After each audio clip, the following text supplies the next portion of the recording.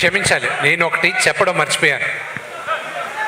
మా నాన్నగారి కన్నా ముందు వెంకట్రావు గారు నాకే పరిచయం. నేను ఇంటర్మీడియట్ చదువుతూ ఉన్నాను, తిరుపతిలో చదువుతూ ఉన్నాను. నేను హైదరాబాద్కి వచ్చేటప్పుడు నాకు ఫస్ట్ టైం ఫ్లైట్లో పక్కన కూర్చోన్నారు వెంకట్రావు గారు.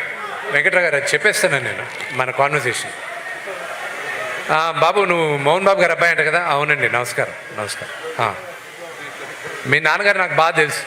ఓ పరిచయం ఉన్నారండి? పరిచయం లేదు, కానీ ఆయన వల్ల నాకు నేనంటే ఆయనకు బాగా తెలుసు, ఆయన అంటే తెలియని వాళ్ళు ఎవరు ఉండరు. ఓహో అవునా అండి, మీ నాన్నగారు నాకు చాలా హెల్ప్ చేశారు. ఓహో అవునా, ఎలా చేశారండి అంటే డైరెక్ట్గా నేను ఎవరో తెలీదు, డైరెక్ట్గా హెల్ప్ చేయలేదు. అసెంబ్లీ రౌడీ అన్న సినిమా రిలీజ్ అయింది, ఆయన కట్అవుట్ నేనే తగలబెట్టాను గుంటూరులో అన్నాడు ఆయన. నేను అప్పుడు రాజకీయం కోసం చేశాను, కానీ మీ నాన్నగారి వీరాభిమాని నేను. అలాగా స్టార్ట్ అయింది మా కాన్వర్సేషన్. సో వెంకట్రావు గారు, నా కట్అవుట్ మాత్రం తగలబెట్టకండి. So yes sir, Mohan Babu గారు మాట్లాడే ముందు ఒక photo op for media sir, ఒక ఫోటో సార్.